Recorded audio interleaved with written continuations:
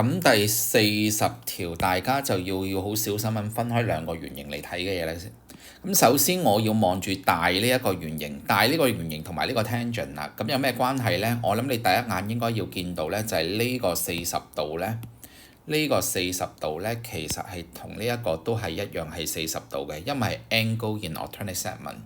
咁另外就仍然係大嗰個圓形啦，咁呢個三角形啦，呢個 angle 咧同呢個 angle 係一樣嘅，咁所以我 mark 翻呢度係 theta 嚟嘅，用翻紅色筆啦。咁我睇完大嗰個圓形，我而家睇細呢個圓形咯喎，我而家睇細呢個圓形啦。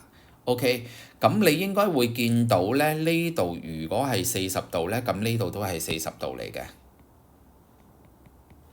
咁另一方面啦，咁呢一度係40加 theta 啊嘛，咁所以呢個 angle 都係40度加 theta 嘅。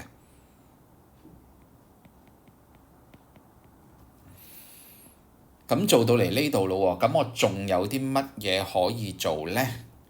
因為佢有講到呢個係細嗰個圓形嘅 tangent 嚟嘅，咁所以我會知道咧，呢個角都係40度加 theta 嚟嘅，係嘛？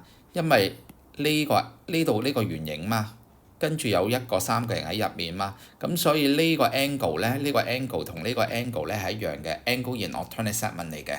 咁如果做到嚟呢度咧，我諗大家都會睇到㗎啦。40度加40度再加40度加 theta 咧係等於180度，咁所以我而家應該係40度加40度加40度加 theta 咧係180度嘛，咁所以大家都應該睇到咧 theta 其實係等於60度嚟嘅，咁所以呢條嘅答案咧係 boy 嚟嘅。